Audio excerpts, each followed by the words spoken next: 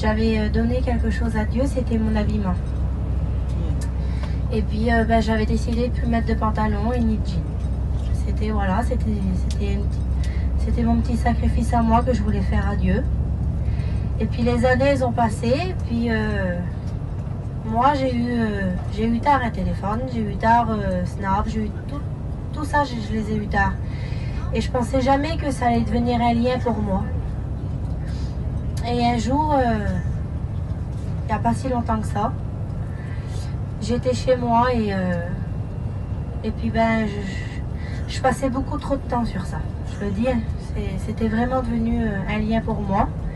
Et je ressentais que le Seigneur, il voulait que je m'en défaie, qu'il voulait que je m'en défaie de ça. Et je le dis à ma honte, mais je refusais en vrai, parce que je dis Seigneur, tu vois pas, je suis une petite jeune, j'ai 20 ans, je mets déjà plus de pantalon, je mets déjà plus rien, et puis je devrais plus avoir Snap, je devrais plus avoir tout ça. Je suis en vrai, je suis une arriérée.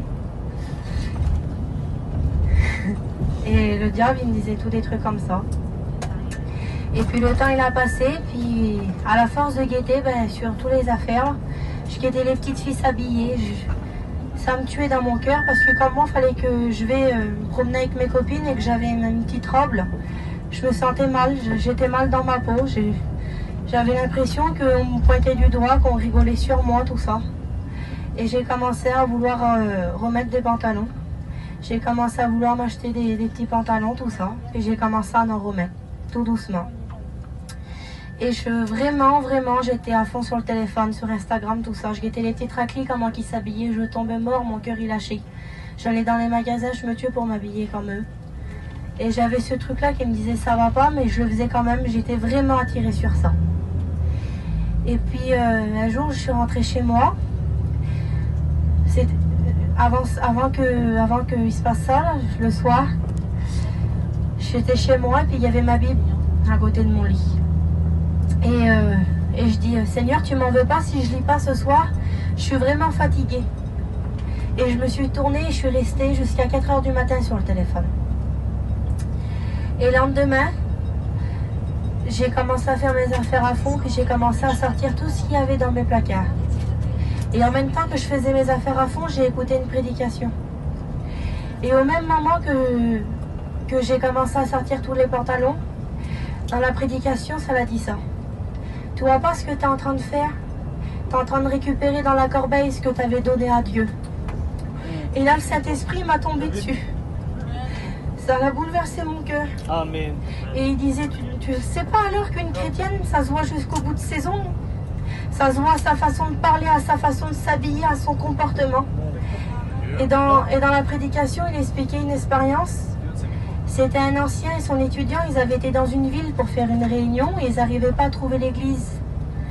Et son ancien, il a dit à son étudiant, va voir la dame là-bas, il demande elle est où l'église? Et son étudiant, il a été vers la dame, il a demandé et elle a répondu, ça tombe bien, j'y vais, suis-moi.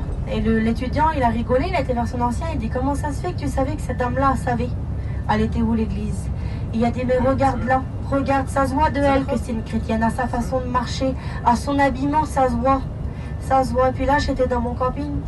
Le Saint-Esprit m'a tombé dessus. Il a fallu que j'arrête d'écouter la prédication par tellement que c'était fort. Je n'avais pas besoin d'écouter, il me parlait à moi directement.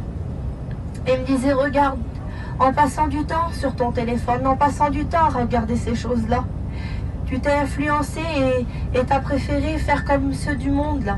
Alors que si tu aurais lis ma parole, si tu t'aurais plus ancré dans ça là, ça aurait été tu t'aurais influencé à faire pareil que ceux qui sont dans ma parole.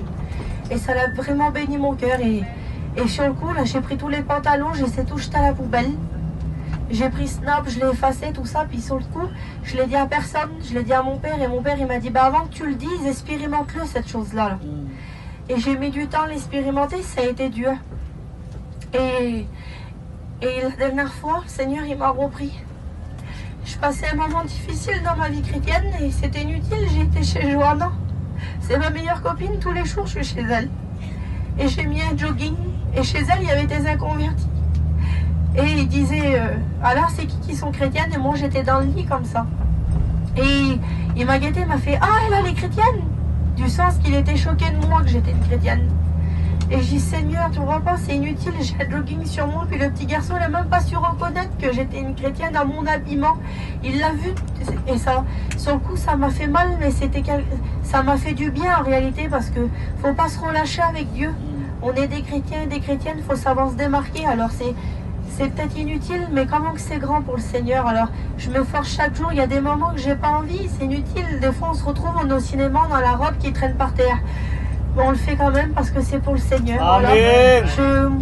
Faut savoir faire des efforts pour Dieu, faut savoir faire des concessions. C'est vrai, on est jeune, mais on sert un Dieu qu'il faut respecter, comme il dit. Frère, il ne faut pas souiller notre champion, il faut que les gens ils reconnaissent de nous qu'on est des chrétiens et des chrétiennes, qu'importe où qu'on est, qu'on soit au cinéma, à Disney, n'importe où. Faut que ça se voie de nous qu'on est des chrétiens et des chrétiennes, faut qu'on soit cette petite lumière là. Voilà, que Dieu vous bénisse. Amen.